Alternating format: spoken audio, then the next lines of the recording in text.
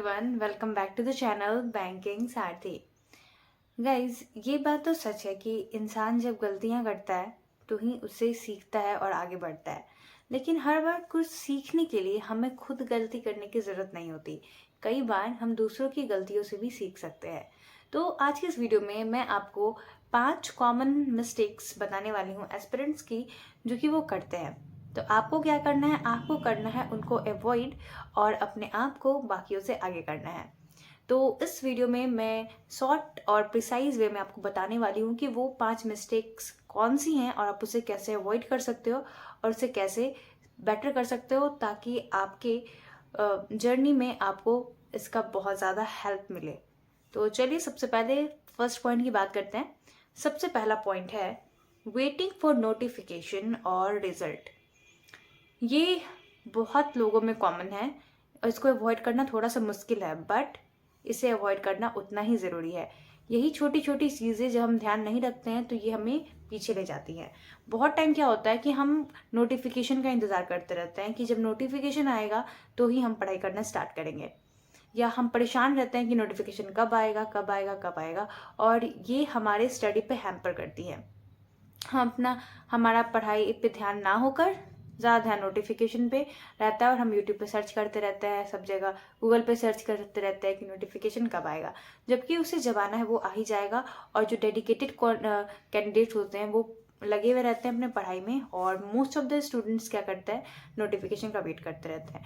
ये चीज़ पर्सनली मैं बहुत ज़्यादा अवॉइड करती थी, क्योंकि मुझे पता है कि नोटिफिकेशन तो आएगा ही, एग्ज़ाम तो होने ही हैं। तो फिर आपको पता है कि आपको प्रिपरेशन में भी टाइम लगना है, तो आप नोटिफिकेशन का क्यों वेट कर रहे हो सकता है कुछ टाइम लेट होगा, 1 मंथ 2 मंथ, उससे ज़्यादा क्या। जो एग्ज़ाम होने हैं तो होने ही हैं, फाइन। तो आपको नोटिफिकेशन का वेट नहीं करना है। और कई बार हम रिजल्ट के वेट में ही बहुत सारा टाइम वेस्ट कर देते हैं।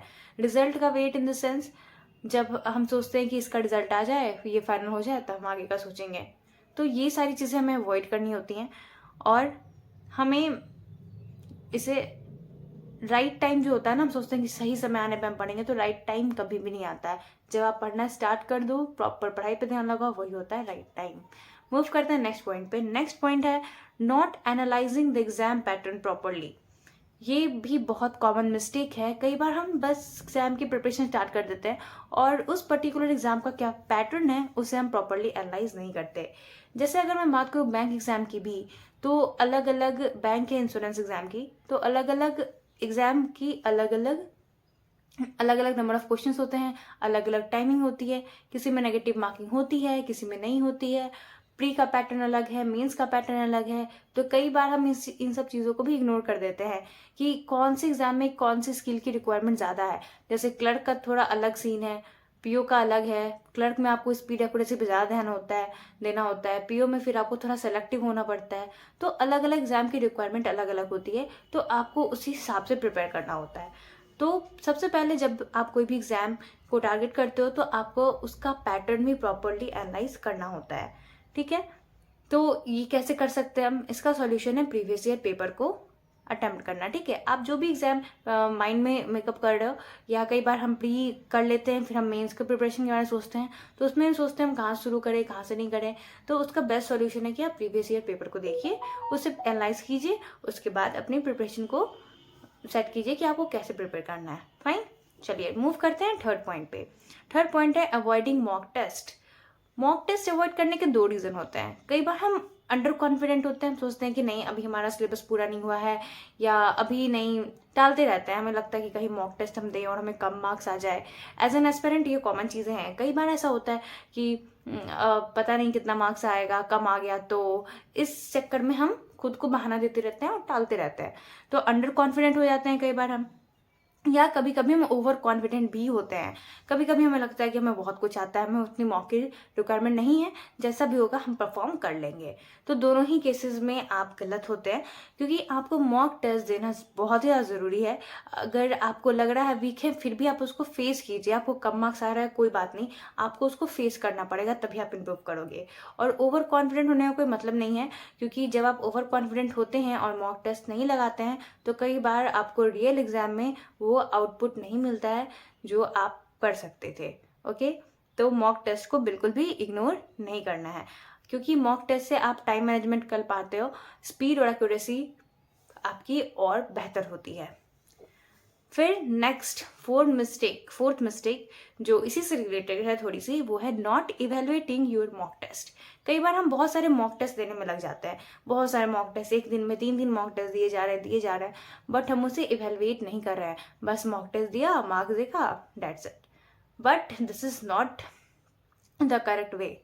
आप मॉक टेस्ट देते हो और उसे प्रॉपरली एनालाइज नहीं करते हो तो आपको उस मॉक टेस्ट का फायदा नहीं मिल पाता, एक ही चीज़ रिपीट होते रहती है। कई बार हम बस मॉक टेस्ट दिए जा रहे होते, परेशान होते रहते हैं कि हमारा मार्क्स तो इम्प्रूव हो ही नहीं रहा।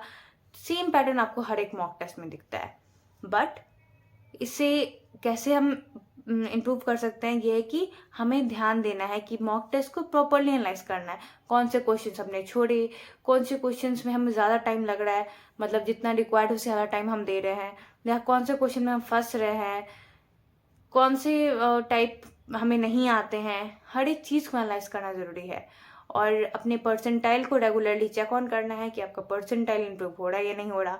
तो जो भी उसमें चीज़ें हैं आपको वो सारी चीज़ें ध्यान से देखना है, उसके बाद उसका प्रॉपर इवेल्युएशन करना है, तो ही आपको उस मॉक टेस्ट का फ़ायदा मिलता है। अगर आप 1 आवर का मॉक टेस्ट देते हो तो आपको हाफ एन आवर एटलीस्ट उसका एवेल्युएशन में देना ही होगा। ठीक है, चलिए, because quantity doesn't matter, quality matters. बस क्वांटिटी बढ़ाना इज़ नॉट इनफ, आपको क्वालिटी पे ध्यान देना होगा।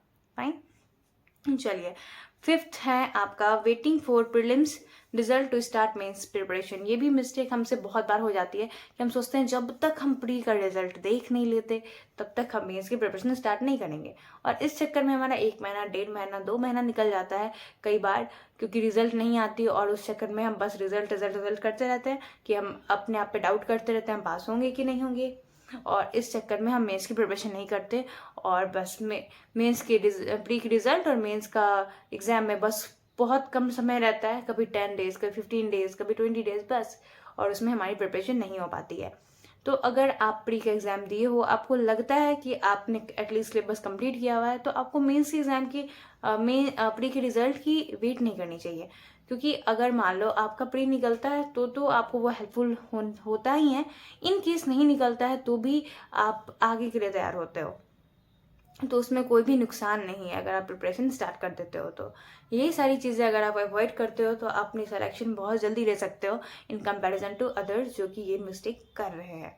तो उम्मीद करती हूँ ये वीडियो आपको हेल्पफुल लगी होगी और आप ये मिस्टेक्स अगर कर रहे हैं तो अब से इसको नहीं करेंगे। आपका कोई भी अगर और कोई डाउट है तो आप कमेंट बॉक्स में पूछ सकते हैं, और भी कोई टॉपिक पे आप वीडियो चाहते हैं तो आप वो बता सकते हैं। तो मिलती हूँ नेक्स्ट वीडियो में। Thank you, have a nice day. और अगर वीडियो अच्छी लगी है तो वीडियो को जरूर लाइक करें और अपने फ्रेंड्स के साथ भी शेयर करें। चैनल पर नए हैं तो चैनल को सब्सक्राइब करना भी ना भूलें।